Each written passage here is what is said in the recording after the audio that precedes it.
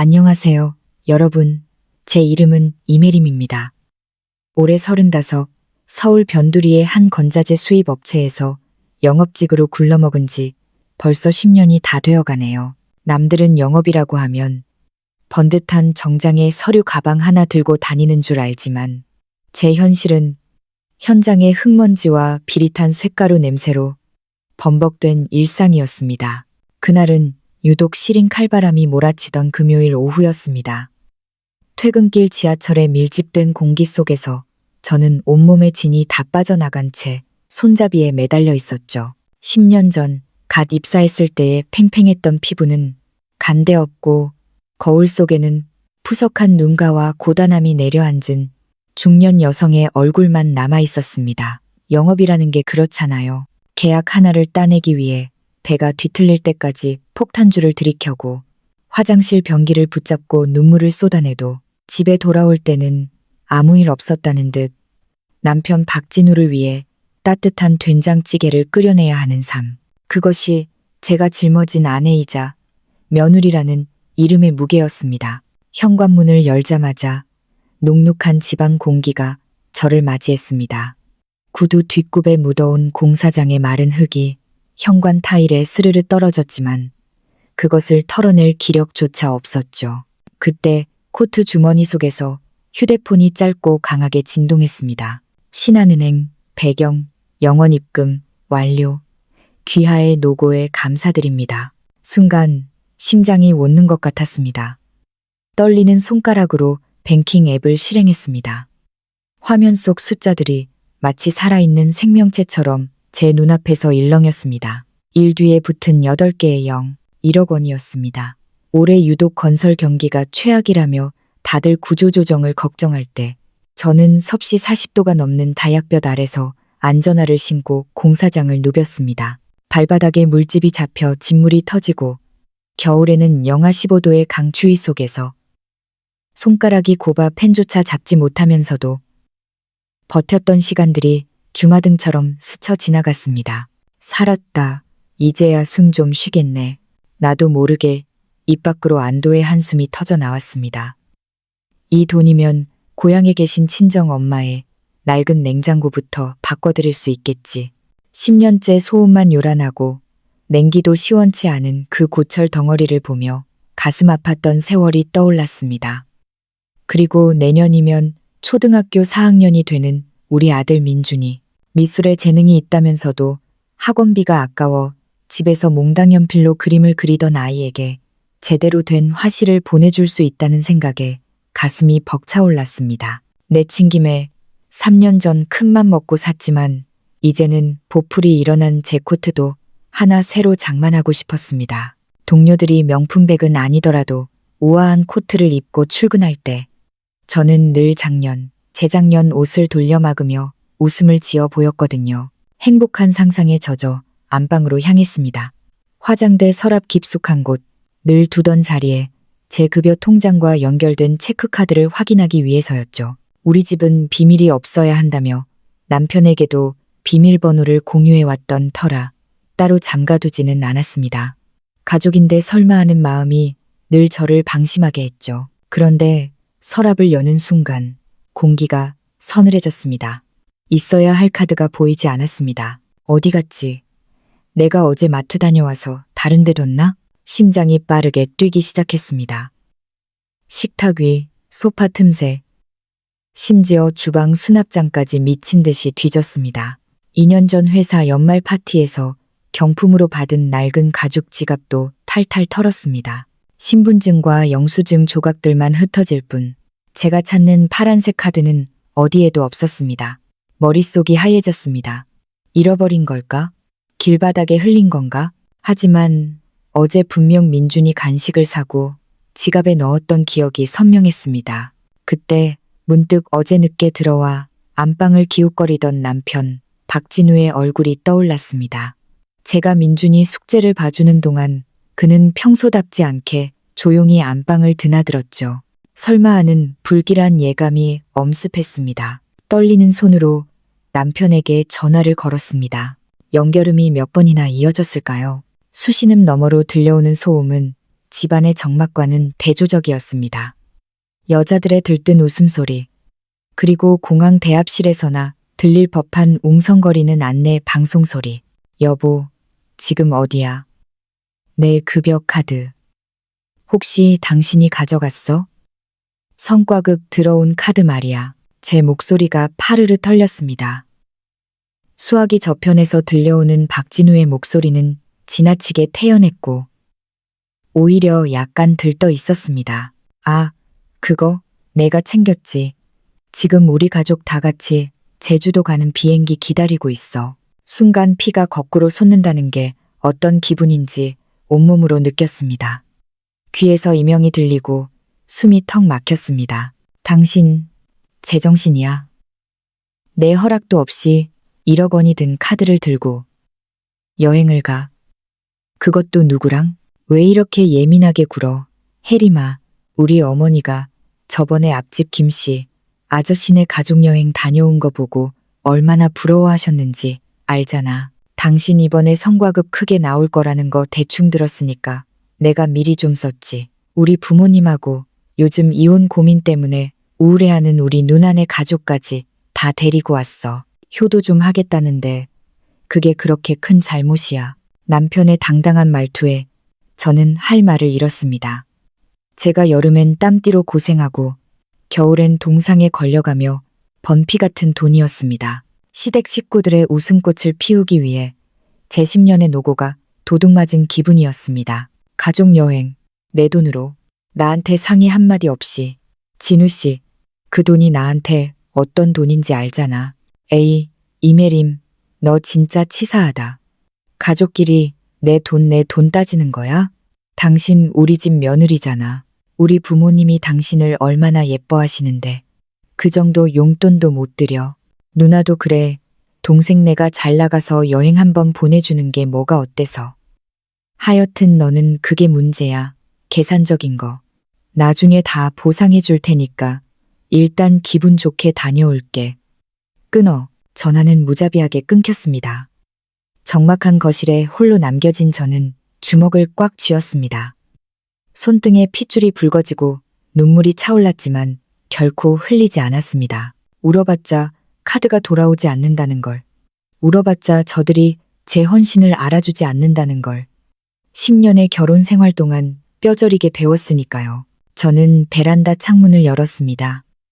차가운 겨울바람이 거실로 쏟아져 들어오며 제 뜨거운 머리를 식혀주었습니다. 멀리 보이는 도심의 불빛들이 차갑게 반짝였습니다. 그동안 저는 참는 것이 미덕이라 믿으며 살았습니다. 가족이니까, 사랑하니까 내가 조금 더 고생하면 평화로울 거라 생각했죠. 하지만 제 인내는 저들에게 당연한 권리가 되어 있었습니다. 그래 박진우, 당신들이 내 돈으로 얼마나 우아하게 노는지 어디 한번 지켜볼게. 저는 차분하게 휴대폰을 들고 뱅킹 앱에 접속했습니다. 다행히 공항 이동 중에 정신이 없었는지 500만 원 정도만 현금으로 인출된 상태였고 나머지 500만 원은 그대로 있었습니다. 저는 즉시 카드의 모든 간편 결제 기능을 차단하고 비밀번호를 변경했습니다. 비밀번호는 남편이 평생 기억하지 못할 저희 친정엄마의 생신과 민준이의 생일을 조합한 숫자였습니다. 그리고 저는 통화 목록을 뒤져 한 사람의 이름을 찾았습니다. 김 변호사님. 지난번 대형 거래처 계약 당시에 법률 자문을 해주셨던 분입니다. 꼼꼼하고 냉철하기로 소문난 분이었죠. 그때 명함을 받아두며 언젠가 내 인생을 지켜야 할 때가 오면 연락하리라 다짐했던 것이 현실이 될 줄은 몰랐습니다. 밤 9시가 넘은 시간, 저는 변호사님께 짧은 메시지를 남겼습니다. 변호사님, 긴히 상담드릴 일이 있습니다. 내일 오전 9시에 사무실로 방문해도 될까요? 주방에서는 아침에 사다 둔 갈비찜용 고기가 핏물을 빼고 있었습니다. 원래는 성과급 받은 기념으로 남편과 시부모님을 모시고 거창하게 파티를 하려 했던 재료였죠. 저는 그 고기를 꺼내 냄비에 올렸습니다. 시댁 식구들이 제주도에서 제 돈으로 성찬을 즐길 때 저와 제 아이는 이 집에서 가장 맛있는 식사를 할 것입니다. 보글보글 갈비찜 익는 냄새가 온 집안에 퍼졌습니다. 거실에서 천진난만하게 장난감을 가지고 노는 민준이를 바라보며 다짐했습니다. 다시는 내 소중한 사람들과 내 노력을 짓밟게 두지 않겠다고. 복수는 이제 시작이었습니다. 밤새 잠을 설칠 법도 했지만 오히려 정신은 그 어느 때보다 맑았습니다. 분노가 가라앉은 자리에 냉혹한 이성이 들어찬 덕분이었죠. 다음 날 아침 6시 30분. 알람이 울리기도 전에 눈을 뜬 저는 평소와 다름없이 주방으로 향했습니다. 아직 단잠에 빠진 아들 민준이의 작은 어깨에 이불을 여며주고 아이가 좋아하는 대추를 넣은 부드러운 소고기 죽을 끓였습니다. 아이가 엄마, 아빠는 언제 와?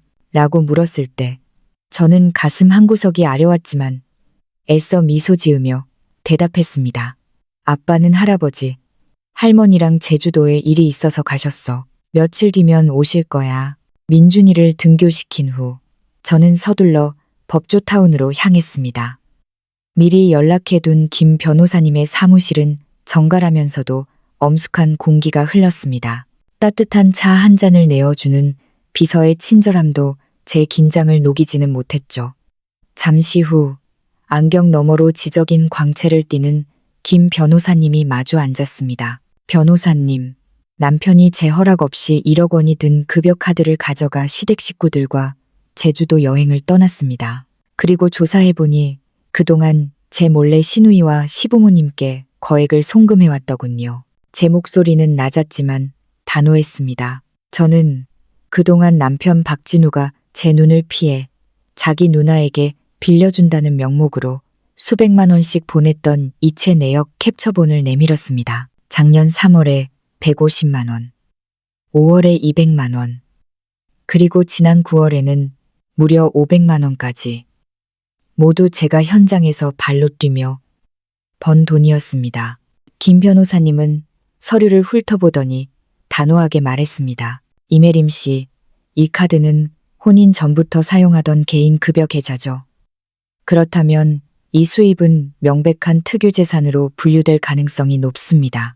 남편분이 이를 무단으로 사용한 것은 재산권 침해에 해당하며 시누이에게 보낸 돈 또한 사안에 따라 반환 청구가 가능합니다. 또한 변호사님은 뜻밖의 사실을 언급했습니다. 시부모님이 운영하는 진운의 슈퍼가 인근 상인들 사이에서 무자료 거래와 현금 결제 유도로 세금 탈루 의혹이 있다는 소문이 파다하다는 것이었죠.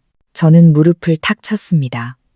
시부모님은 늘 장사가 안 된다며 제게 생활비를 타가면서도 뒤로는 세금을 빼돌려 배를 불리고 있었던 겁니다. 사무실을 나온 저는 곧장 은행으로 향했습니다.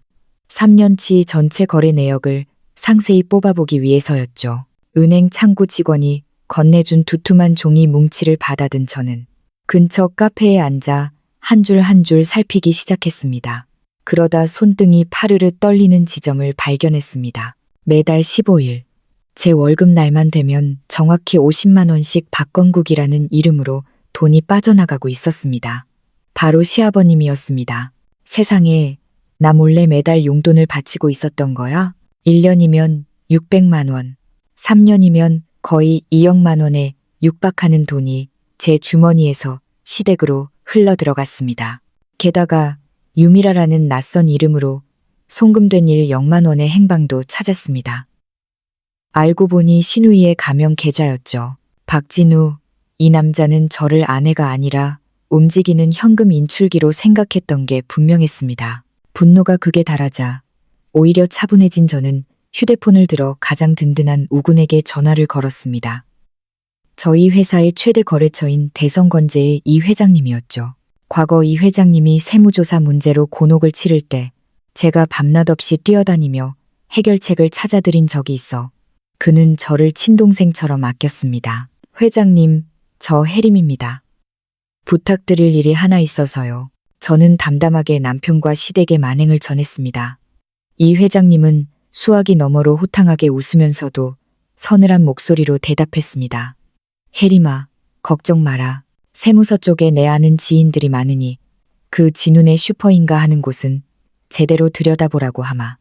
그리고 내 남편 다니는 건설사 사장이 내 고등학교 후배다. 근무 시간에 주식이나 하고 여직원들이랑 부적절한 농담 따먹기나 한다는 소문. 내가 확실히 확인해서 전해주마. 전화를 끊고 나니 가슴 속 응어리가 조금은 풀리는 기분이었습니다. 저는 곧바로 남편의 회사 메일과 메신저 기록에서 찾아낸 근무 태만 증거들, 그리고 다른 여성과 주고받은 모호한 대화 내용들을 정리해 이 회장님께 전송했습니다. 집으로 돌아오는 길, 마트에서 민준이가 그토록 갖고 싶어 하던 최신형 로봇 장난감을 샀습니다. 평소라면 돈 아껴야지 하며 돌아섰겠지만 이제는 그럴 필요가 없었습니다. 저녁을 먹고 아이와 함께 그림을 그리며 저는 생각했습니다. 박진우, 당신들이 제주도의 푸른 바다를 보며 제 돈으로 전복을 먹고 웃고 있을 때 이곳에서는 당신들의 몰락을 위한 거대한 그물이 짜이고 있다는 걸 꿈에도 모르겠지. 엄마, 아빠 오면 이 그림 같이 색칠하자. 아이가 건넨 도화지 속에는 아빠의 자리가 텅 비어 있었습니다. 그래, 민준아. 아빠가 오면 모든 게 제자리로 돌아갈 거야. 제 목소리는 서늘하게 가라앉아 있었습니다. 복수의 카운트다운은 이미 시작되었습니다. 평소 저는 시댁 어른들이 모여있는 가족 카카오톡 단체방에 그리 적극적으로 참여하는 편이 아니었습니다. 그저 며느리로서 도리를 다하기 위해 가끔 올라오는 안부 인사에 이모티콘이나 남기며 적당한 거리를 유지해왔죠. 하지만 그날 오후 제 휴대폰은 마치 경고음처럼 쉴 새 없이 진동하기 시작했습니다. 화면을 가득 채운 것은 시어머니가 올린 제주도의 푸른 바다와 호화로운 식탁의 사진들이었습니다. 서귀포의 한 고급 호텔 테라스에서 전복 뚝배기와 갈치조림을 앞에 두고 환하게 웃고 있는 시댁 식구들의 모습이 영상으로 흘러나왔습니다. 시어머니는 새로 산 화려한 실크 스카프를 두르고 카메라를 향해 자랑스럽게 외쳤습니다. 얘들아, 이것 좀 봐라. 제주도 바닷바람이 아주 달아. 이 전복 좀 보렴.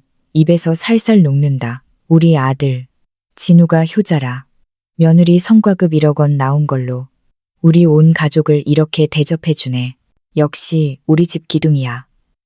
며느리 돈으로 즐기는 여행이라 그런지 더 꿀맛이구나. 그 영상 아래로 친척들의 부러움 섞인 답글들이 줄을 이었습니다. 진우가 정말 효자네. 혜림 씨가 통이 커. 이런 여행은 몇백만 원 깨질 텐데 대단하다는 말들이 저를 비웃는 것처럼 느껴졌습니다.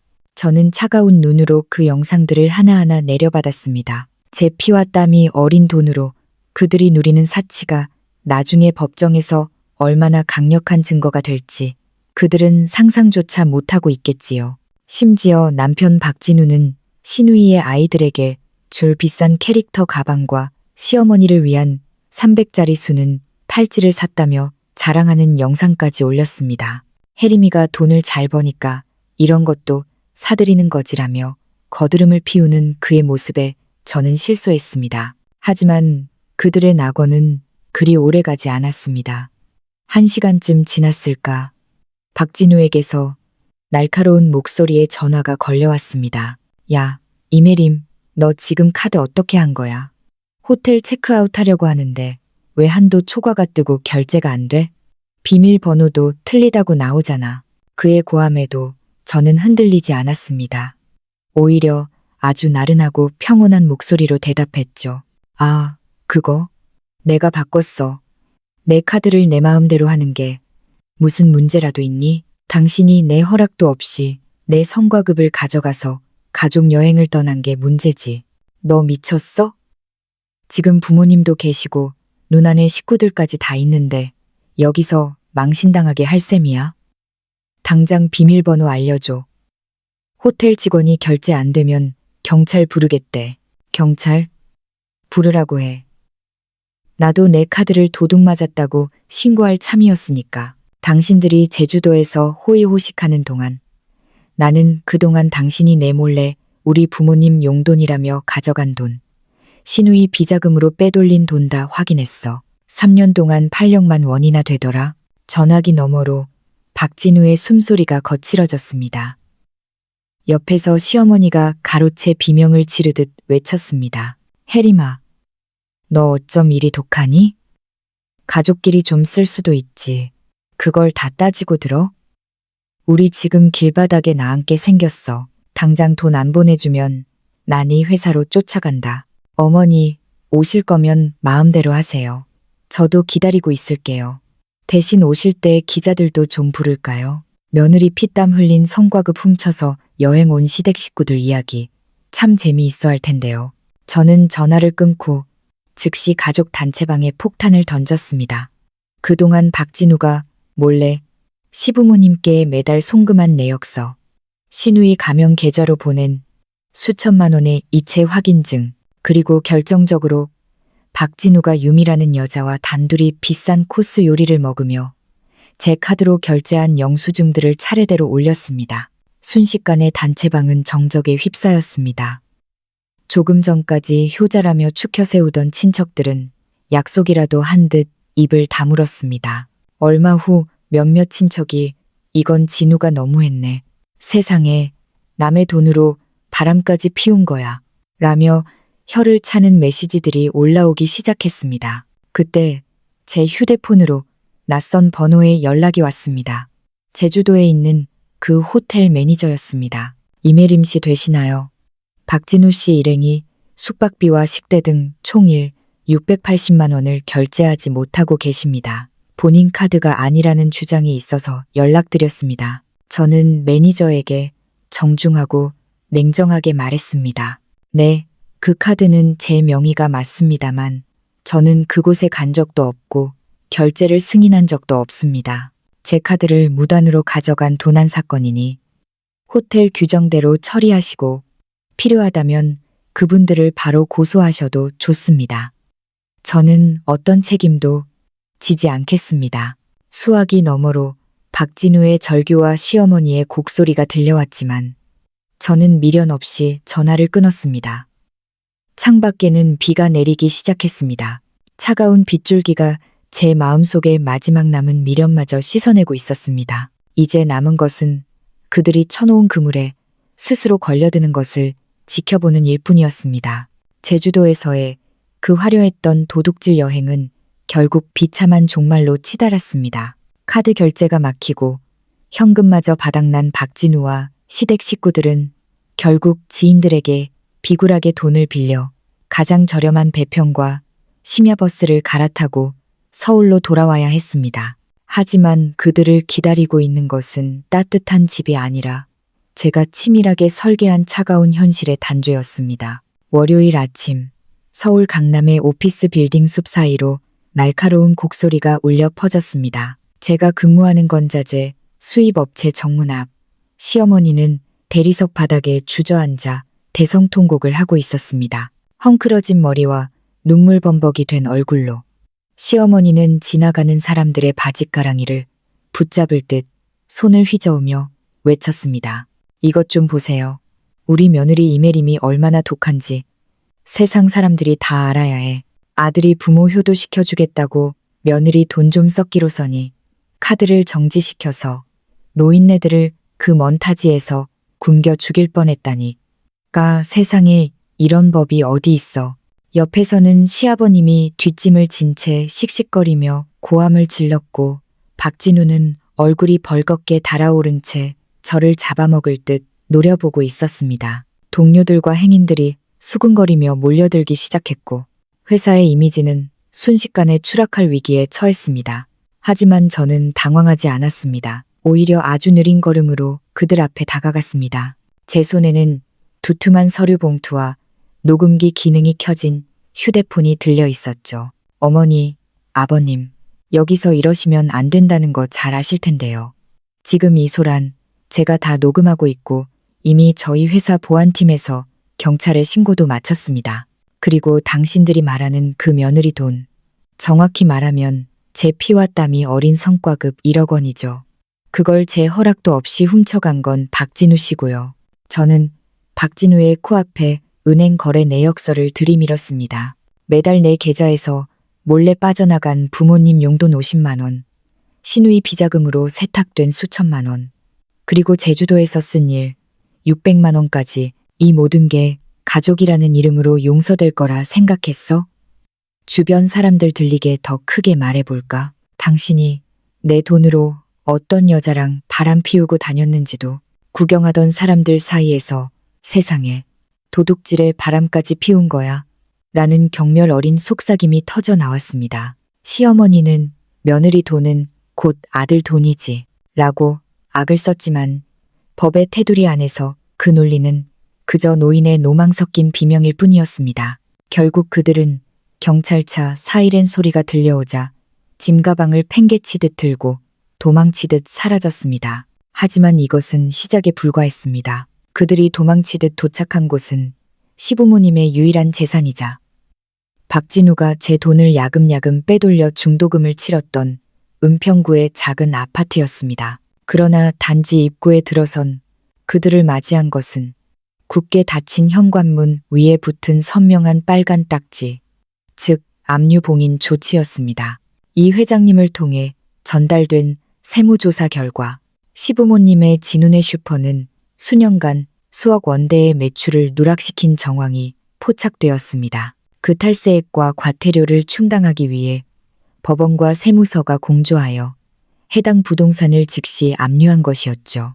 뿐만 아니라 이 집의 구입 자금 중 상당액이 박진우가 제 계좌에서 불법으로 이체한 돈이라는 증거를 김 변호사가 제출하면서 해당 자산은 제 재산권 반환 청구의 대상이 되어 봉인되었습니다. 이게 뭐야?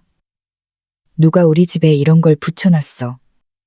이거 안 떼? 시어머니가 미친 듯이 압류 딱지를 뜯으려 하자 현장을 지키던 집행관들이 단호하게 제지했습니다. 이것은 법 집행 중인 공문서입니다. 훼손 시 형사 처벌을 받을 수 있습니다. 라는 경고가 떨어졌습니다. 그 순간 박진우의 휴대폰이 울렸습니다. 본사 인사팀장의 차가운 목소리가 스피커를 뚫고 나왔습니다. 박진우 씨, 귀하의 상습적인 근무 태만과 공금 횡령 의혹, 그리고 사생활 문란으로 인한 회사의 명예실추건으로 금일자로 대기 발령 및 해고 절차에 착수합니다. 내일 오전까지 사직서를 들고 본사로 오십시오. 박진우의 손에서 휴대폰이 힘없이 떨어져 아스팔트 바닥 위에서 산산조각 났습니다. 그는 무너져 내리듯 아파트 현관 앞에 주저앉아 머리를 감싸 쥐었습니다.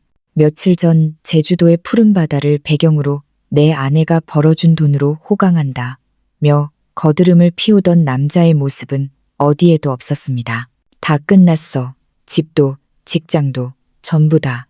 시부모님은 서로를 탓하며 길거리에서 삿대질을 시작했고 동네 주민들의 비웃음 섞인 시선이 그들 머리 위로 쏟아졌습니다. 그들은 이제 갈 곳 없는 불황자 신세가 되어 제 돈으로 산 고급 양복과 스카프를 두른 채 차가운 겨울 길거리에 내던져졌습니다. 저는 거실 창가에 서서 김 변호사님이 보내온 현장 사진을 확인했습니다. 마음이 서늘할 정도로 평온했습니다. 무너진 것은 그들의 가정이 아니라 타인의 고통 위에 세워진 파렴치한 욕망의 성이었으니까요. 그들이 경찰서에서 조사를 받고 풀려난 뒤에도 며칠간 저희 집 앞은 소란스러웠습니다. 한때 기세등등했던 박진우는 이제 물기 얹은 생쥐처럼 초라해진 모습으로 집 앞에 주저앉아 있었습니다. 며칠 전만 해도 제주도의 푸른 바다를 배경으로 거드름을 피우던 그 남자는 간데없고 며칠째 갈아입지 못해 흙먼지가 가득한 정장 차림으로 무릎을 꿇고 있더군요.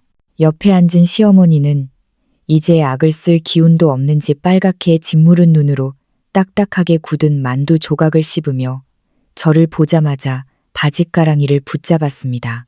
혜림아, 우리가 다 잘못했다. 내가 노망이 났었나 보다. 진우 저놈이랑 이혼만은 하지 말아다오. 우리 민준이가 아빠 없이 어떻게 크겠니? 시어머니의 비굴한 목소리에 저는 차갑게 대답했습니다. 어머니, 민준이에게 필요한 건 도둑질을 일삼고 가족의 헌신을 비웃는 아빠가 아니라 정직하게 땀 흘려 일하는 엄마의 당당한 뒷모습입니다. 당신들이 제주도에서 제 성과급으로 사치를 부릴 때 민준이의 얼굴은 한 번이라도 떠올리셨나요? 저는 더 이상 그들과 섞일 에너지가 아까워 김 변호사님께 즉시 이혼 소송 절차를 서둘러 달라고 요청했습니다. 법정에서의 공방은 제 승리로 끝났습니다. 제가 지난 10년 동안 모아온 남편의 부정행위 증거, 무단 이체 내역, 그리고 근무 태만 기록들은 박진우가 감히 반박할 수 없는 날카로운 칼날이 되어 돌아갔습니다. 판사는 남편 박진우가 혼인 기간 중 배우자의 특유 재산을 상습적으로 침해하고 외도와 근무 태만으로 가정을 파탄에 이르게 한 책임을 엄중히 물었습니다. 판결 결과는 명쾌했습니다. 박진우는 위자료와 재산 피해 보상금으로 저에게 총 1억 원을 지급하고 민준이의 양육비로 매달 200만 원을 지급하라는 명령이 떨어졌습니다. 또한 그는 집에서 빈손으로 쫓겨나는 재산 분할 영원의 처분을 받았습니다. 판결이 선고되는 순간 시어머니는 법정 바닥을 치며 저를 향해 이 집안을 망친 불효시 같은 년이라며 달려들었지만 법정 경위들에게 제지당에 끌려나갔습니다.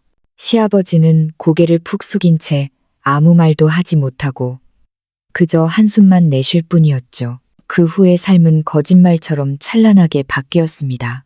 박진우가 제 돈을 빼돌려 중도금을 냈던 그 아파트는 경매에 넘겨졌고 시부모님의 슈퍼 탈세 벌금을 제외한 나머지 대금 약 2억 원은 고스란히 제 계좌로 돌아왔습니다. 또한 제 노력을 높게 평가했던 대성건재 이 회장님은 저에게 파격적인 조건으로 영업팀장 자리를 제안하셨습니다. 이제 더 이상 현장의 흙먼지를 뒤집어쓰며 발로 뛰지 않아도 제 노하우를 후배들에게 전수하며 당당하게 전문직 여성으로서의 삶을 이어갈 수 있게 된 것입니다.